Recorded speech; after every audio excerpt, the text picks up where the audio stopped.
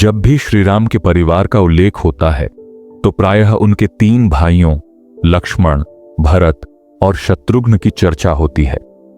लेकिन बहुत कम लोग जानते हैं कि श्री राम की एक बड़ी बहन भी थी जिनका नाम शांता था। उनकी कथा हमें त्याग, धर्म और कर्तव्य का अद्भुत संदेश देती है। शांता महाराज दशरथ और महारानी कौशल्या की पुत्री थीं। अयोध्या के राजमहल में जन्म लेने के कारण वे बहुत लाड प्यार से पली बढ़ीं। वे न केवल अत्यंत रूपवती थीं, बल्कि विद्या, कला और शास्त्रों में भी निपुण थीं। परंतु उनके जन्म के कुछ समय बाद अयोध्या के समीपवर्ती अंगदेश के राजा रोमपद और उनकी पत्नी वर्षिणी, जो महारानी कौशल्या की बहन थीं, ने संतान प्राप्ति की इच्छा व्यक्त की। चूंकि उनके कोई संतान नहीं थी, उन्होंने महाराज दशरथ से आग्रह किया कि वे शांता को उन्हें गोद दे दें। माता पिता को यह निर्णय कठिन तो लगा, लेकिन बहन के अनुरोध और राजधर्म का पालन करते हुए उन्होंने अपनी पुत्री शांता को अंगदेश के राजा रोमपद को सौंप दिया। इस प्रकार शांता का लालन पालन अंगदेश में राजकुमारी के रूप में हुआ। शांता जब युवा हुई तो वे रूप, गुण और विद्या में अद्वितीय थीं। इसी बीच अंगदेश में एक संकट आ गया। राज्य में भयंकर अकाल पड़ा और वर्षा होना बंद हो गई। राजा रोमपद को झांत हुआ कि यदि महर्षि विभांडक के पुत्र ऋष्यशृंग, जो एक ब्रह्मचारी और तपस्वी थे, को अंगदेश में लाया जाए तो उनके तपोबल से वर्षा होगी। ऋष्यशृंग का पालन पोषण उनके पिता ने अत्यंत गहरे जंगलों में किया था, जहां वे किसी स्त्री को देख भी नहीं सकते थे। वे अत्यंत शक्तिशाली और तेजस्वी ब्रह्मर्षि थे। राजा रोमपद ने ऋष्यशृंग को अंगदेश लाने की योजना बनाई। उन्होंने कुछ सुंदर महिलाओं को भेजा जो ऋष्यशृंग से मित्रता कर उन्हें धीरे धीरे अपने साथ अंगदेश ले आईं। जैसे ही ऋष्यशृंग ने अंगदेश की सीमा में प्रवेश किया, वर्षा होने लगी, जिससे सूखे से त्रस्त प्रजा को राहत मिली।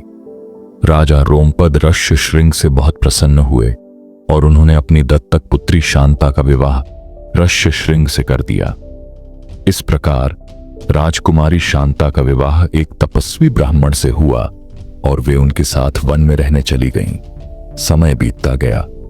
जब राजा दशरथ को संतान प्राप्ति की चिंता सताने लगी, तब उनके राजपुरोहित वशिष्ठ ने उन्हें सलाह दी कि महर्षि ऋष्यशृंग के द्वारा पुत्र कामेष्टि यज्ञ कराया जाए। राजा दशरथ तुरंत ऋष्यशृंग को आमंत्रित करने के लिए अंगदेश गए। ऋष्यशृंग ने अयोध्या आकर यह यज्ञ संपन्न कराया। इसी यज्ञ के फल स्वरूप राजा दशरथ को 4 पुत्र प्राप्त हुए: श्री राम, लक्ष्मण, भरत और शत्रुघ्न। शांता अपने पति ऋष्यशृंग के साथ तपस्विनी जीवन बिताने लगी। वे हमेशा उनके साथ आश्रम में रहती, धार्मिक कार्यों में सहयोग करती और अपने पति की सेवा में लीन रहती। उन्होंने सांसारिक सुखों को त्याग कर एक साध्वी का जीवन चुना और अपने कर्तव्यों को पूरी निष्ठा से निभाया। उनकी कथा हमें यह सिखाती है कि स्त्री केवल एक राजकुमारी या रानी बनकर ही महान नहीं बनती, बल्कि अपने धर्म, कर्तव्य और त्याग के द्वारा भी अमर हो सकती है। शांता का जीवन एक प्रेरणा है जो त्याग, सेवा और समर्पण का उदाहरण प्रस्तुत करता है। त्याग और समर्पण। शांता का जीवन त्याग का प्रतीक है। उन्होंने राजमहल का वैभव छोड़कर अपने पति के साथ साधारण जीवन बिताया। 2. कर्तव्य निष्ठा। उन्होंने एक आदर्श पत्नी और साध्वी की तरह अपने पति की सेवा की और धार्मिक जीवन व्यतीत किया। 3. राजधर्म का पालन।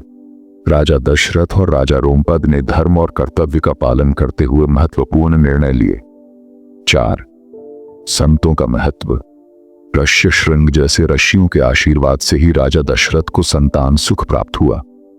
निष्कर्ष, श्री राम की बहन शांता की कथा हमें एक अलग दृष्टिकोण प्रदान करती है, जहां स्त्री के बलिदान और उसकी भूमिका को महत्व दिया गया है। भले ही वाल्मीकि रामायण में उनका उल्लेख बहुत सीमित है, लेकिन अन्य पुराणों और लोक कथाओं में उनका योगदान अद्वितीय है। उनके जीवन से हमें त्याग, कर्तव्य और निष्ठा की प्रेरणा मिलती है। शांता की कथा यह सिद्ध करती है कि नारी केवल कोमलता की मूर्ति नहीं होती, बल्कि वह त्याग, धर्म और शक्ति का प्रतीक भी होती है। धन्यवाद।